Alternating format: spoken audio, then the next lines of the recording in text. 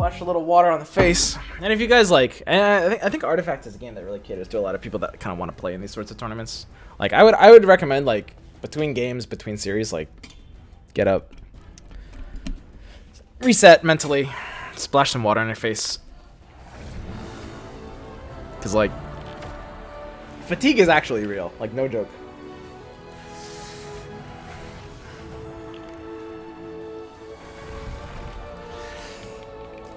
Okie dokie.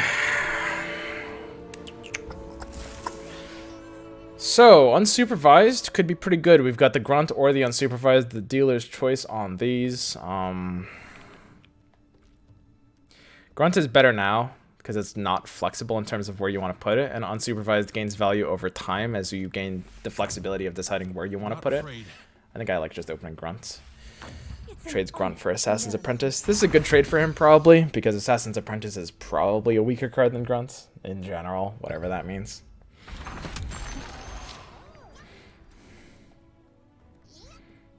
So we need some way to keep our Bristleback alive through this, and that means top decking Rage. We have not enough gold for a health item, which is kind of feels bad. You really want the Bristleback to survive the Keef, so top decking Rage is really good. You don't really have a way to kill it with like a black spell or anything, since it has this like 1 armor, so it's outside of like hipfire and pick off range. Feels a little bit bad. You have the hipfire to potentially take his options down a notch.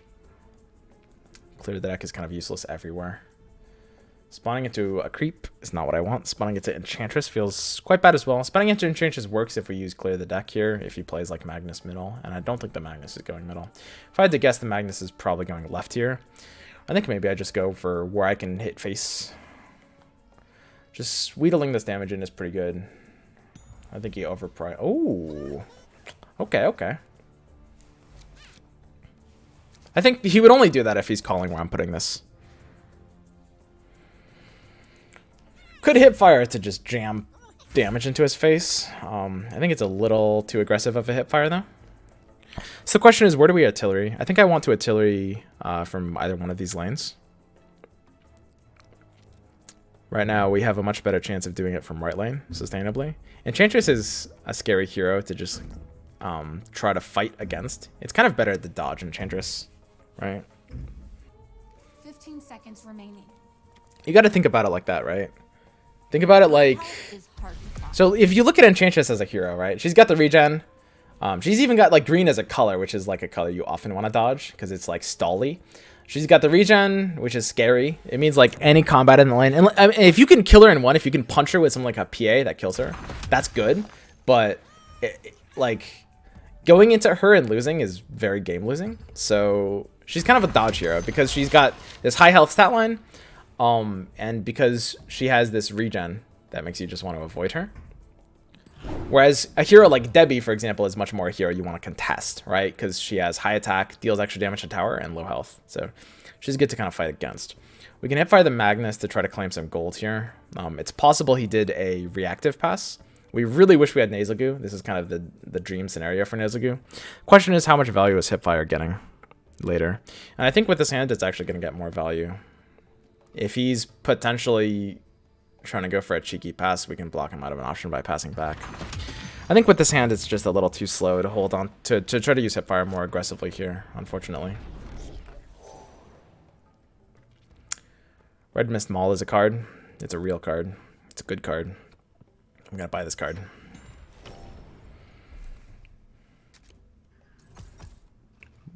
Okay, so we have the artillery still, enough units for the artillery, right?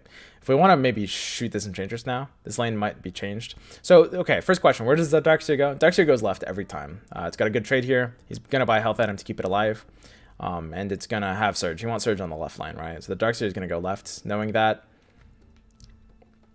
I think we probably can't really put our Lich left either. I think Lich probably has to go mid, I'm suspecting. But it feels good for it. It's just kind of the safe lane to put it on. Always ask yourself on deployments, where are the opponent's heroes going before you even think about where your hero is going. Always.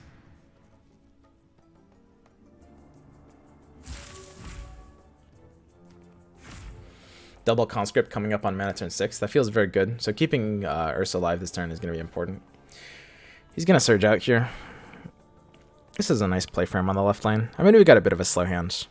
At this point, we're just trying to stonewall these other 2 lanes, it looks like. Okay. I actually really don't mind this. I think he expended a very powerful tool to basically do nothing. Like, he has a health item for the Darkseer. I don't know. I mean, maybe that's not a misplay on his perspective. I suspect it is. I don't know his hand, but with my own hand, I'm very happy he just did that.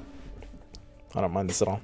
PA is another hero, by the way. It's like a good dodge hero. Because, like, I mean, she wants to fight heroes, not towers, right? This might seem basic to a lot of people, but, like, when you see heroes like Enchantress or PA, or heroes that have, like, high armor, like Mazzy, you want to avoid these heroes. When you see heroes like Sorla or Debbie, you want to contest these heroes, right? Contest blue heroes often as well. Blue heroes are kind of important contestant heroes. So we really want a red mist here, I think. I think we want to red mist maul the Ursa. We only have 1 pillager, right? I can keep going. This is not surprising. Hilariously enough, clear the deck will actually apply the minus armor to Enchantress, which is pretty cool. I like that. Do we actually want to maul the Ursa? Isn't mauling the Lich better? Creep combat, Lich stays alive.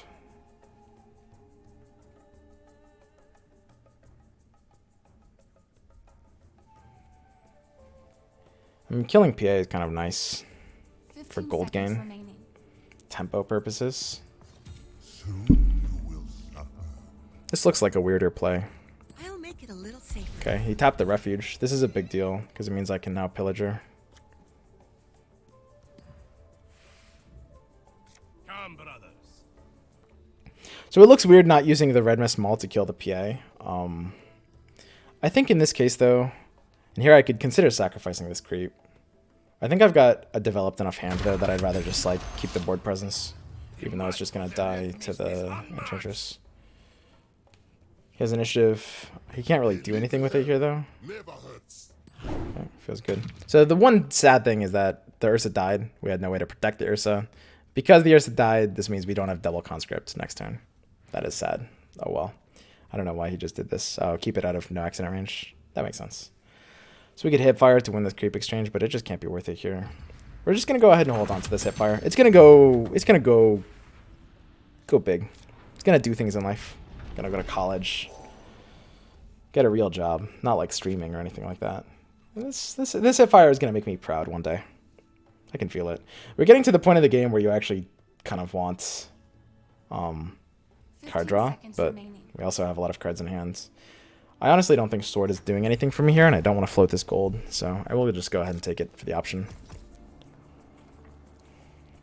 Sword could do something if I'm fighting for left, which I could do. Honestly, fighting for left is, I think, acceptable. If I fire for left and I lose it, then I just kind of lose the game though, right? Bronze Legionnaire and clear deck is actually a really powerful curve left, depending on where I spawn. There's no way his Keef goes left here, right? Okay, good. A Keef going mid actually might enable my Chain Frost next turn to higher value.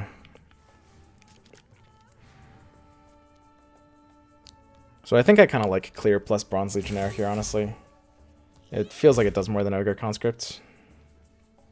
And then we can double Conscript next turn. So because he's passing for initiative, you want to sequence this in terms of the play that is most likely to get him to play a card should be last. And in this case, that's Bronze Legionnaire.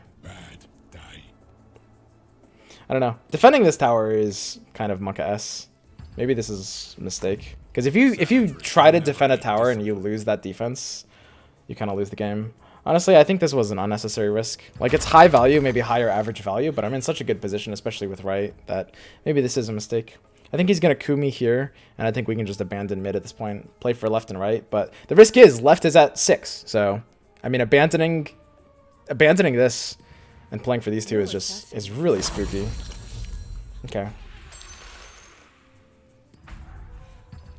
So he doesn't have initiative. We're going to skip the tap on the artillery because we're going to deploy left with Chain Frost here and just blow him up. We're out of mid. We're ignoring mid. We baited a ton of value. Like, he was scared of mid because of our pillagers and our heroes, but now he's got 3 heroes trapped here. No Darkseer for mobility. The Verdant Refuge, which is a huge counter to our deck in the matchup in general. And it's possible he didn't expect us to skip the tap on the artillery for initiative, but he knows what this means. This means he's getting blown out. No heroes on board means we take the cloak over the self. We will develop at least 1 black hero right, just for that flexibility. But left is actually such a spook lane. I actually kind of assume he's going to keep the Magnus left. I don't know. If he's got Thunderhide, he can't play it this turn because it's 7 instead of 8. But the fact that this does siege equal to my tower's health is really, really scary. I don't like this. I don't like this at all. If he doesn't put Magnus left, we win the game, but he's going to put Magnus left very easily. Very easily he will put Magnus left. Which means I think I don't add more respect to right. He doesn't have the Darkseer. Ugh, I don't know. Left is... If we go for the defense lefts... Oh, he didn't put Magnus left. He just throw? He should just lose now, right? I think. It's a big deal. So 13 for 3 cards usually means... that could mean a few things, actually. 1, 2, 3, 4, 5. I mean, we can preserve the Chain Frost. We can just use, like, Hipfire and No Accident here. If we want to lock him out of play options.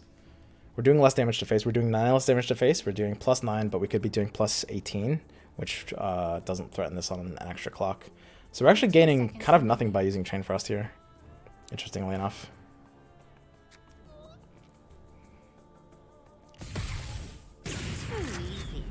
We just want to lock him out of play options. And we're at the point of the game where killing heroes is becoming increasingly important. I don't think he's going to do anything that could possibly threaten my guy. He doesn't have any real plays that could make me need to keep him at high health, right?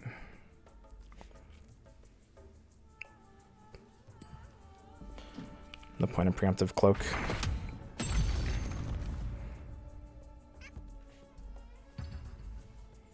Funnily enough, this red mist is still actually slowing down his mid lane because it's still just doubling itself every time. What are we afraid of him doing right? Rebel, Steel Strength, Verdant. We're just gonna open Ogre into tap. He kind of needs to defend right now, but he needs to go on the offense left, right? We're basically trying to force him into an awkward situation no matter where he goes. And the way we're doing that is by basically making the lane he wants to defend. This is the defensible one for him, right? The lane he wants to defend is right, but the lane he wants to push is left. He needs to push this. So we're undercommitting into the one that he has less offensive presence in, basically. That's the way to think about it. Rizzleaf is a little scary. This is where we need to be drawing into our black mobility cards, actually. We can put Lich here and we can threaten a powerhouse Chain Frost.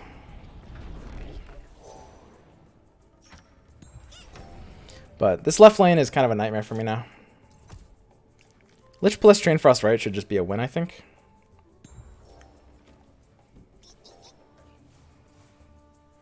One, two, three, four, and then this will take a total of 6. So the Magnus won't die, but we've got the Lich with Siege. We're killing everything else on the Chain Frost. Second Chain Frost. Feels pretty good. So Payday here does nothing. Although actually developing this board is not useless. I wouldn't say this is insignificant. Developing this board could actually make a difference. The question is keeping Hipfire useful? This is a weird play. It looks like I'm supposed to Hipfire my own unit to gain initiative. But honestly, I think he's forced to play something mid. And I think I'm more likely to literally need Hipfire when the Darkseer deploys to stop him from playing alpha by like chaining Hipfire with something else. So I think it's actually... Oddly enough, it's a kind of a trap to do it here. to play for initiative. 5 seconds remaining. God, I love money. I want to develop a unit, but anything I develop here just won't be developed right. Maybe I just can't afford to.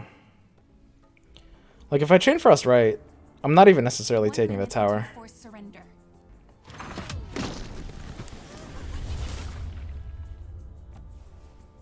Because I can't kill the Magnus, which means I can't lock him out of plays, which means initiative doesn't really matter as much. And he needs to deal 2 to this tower as well. He wants to play stuff like TP scrolls as well. Yeah, exactly. That's nasty. So I'm not even necessarily like in the Chain Frost's territory here. I mean, we can race left. The scary thing is this Darkseer dropping a dino on us. That's kind of how we lose. If he dinos less lefts, we can lose. So we need to save the hipfire to just insta-gib him, I think. Which might be kind of difficult. So Chain Frost now kind of blows. It's very bad. We want to be able to just go wide with more units. We can start by just doing this. Forcing a response from him. He doesn't really have anything he can play on green that's scary. Yeah, there it is. Okay. So we are now 4-0.